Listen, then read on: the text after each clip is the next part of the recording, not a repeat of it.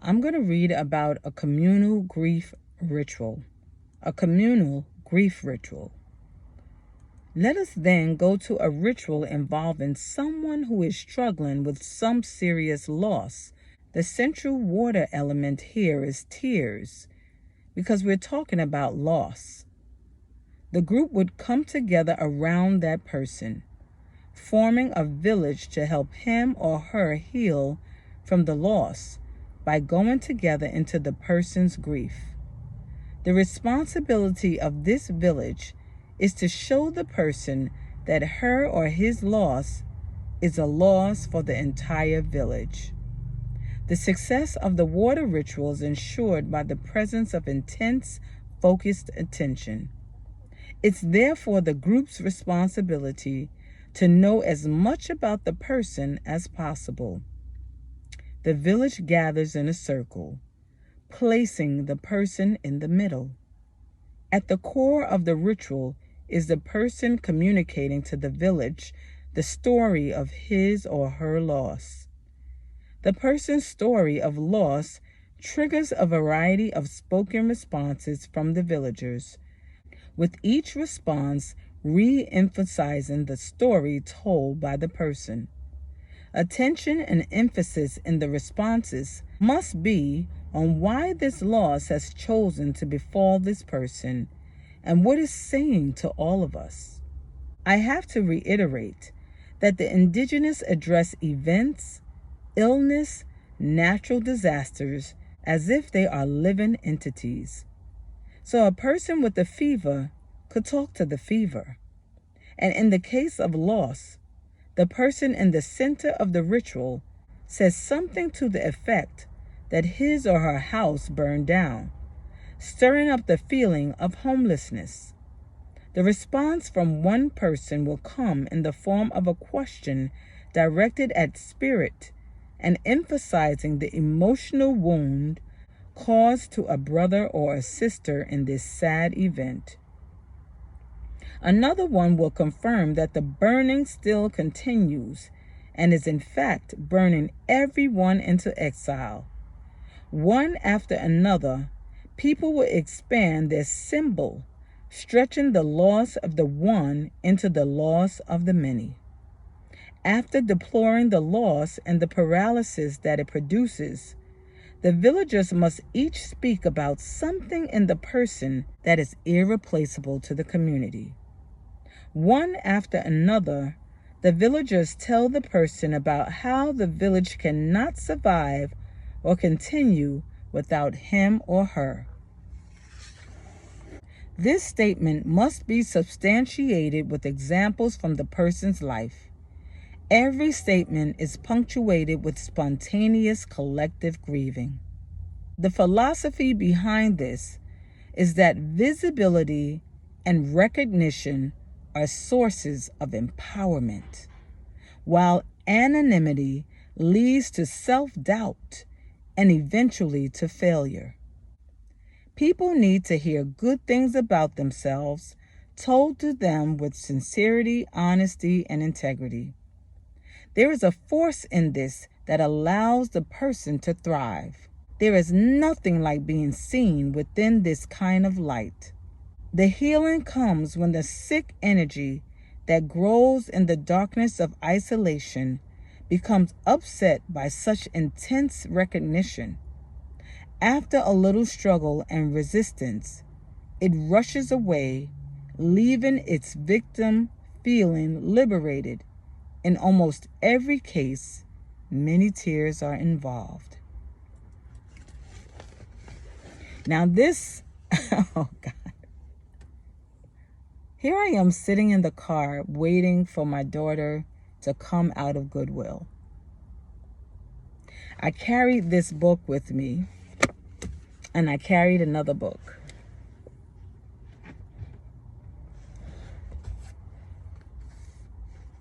Heal Thyself by Queen Afua. But Spirit led me to this book, and y'all know how I love this book.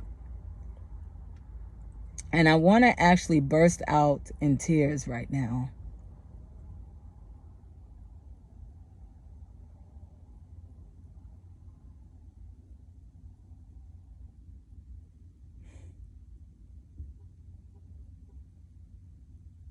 Everything you need is at your disposal. Because here I am in the car waiting for my daughter to come out of Goodwill. And I said, I'm going to bring some reading material with me. And I had no idea that I was going to be led, I say led, to this section in the book. And look, I had already wrote on it, and I wrote, we have lost our connectedness. And this is why I like to read this book, because it reminds me of what we know already. We know these things already. And some of these things, people are just finding out. And some of these a lot of these things people have never heard of before. And they were never allowed to feel these things, like this particular passage. And because this is something, and the reason why I'm feeling so heavy right now,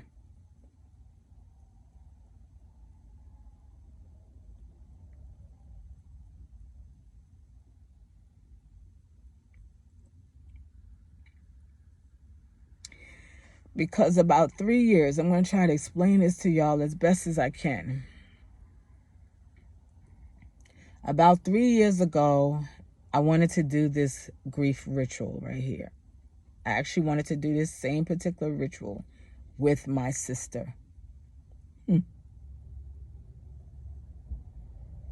My other sister was alive at the time. She just passed in July. And I said, I need people to get on my page and understand why this is so important. Because I saw one of my sisters slipping away. And I wanted as many people as possible in my family to participate in this ritual. But I was afraid that they would think I was off. But then I said, okay, I'm just going to let it be me and my daughters. Maybe they will understand why I want to do this for this particular sister. I just wanted her to know how important she was to us. I wanted her to know that she was loved. I saw her slipping away.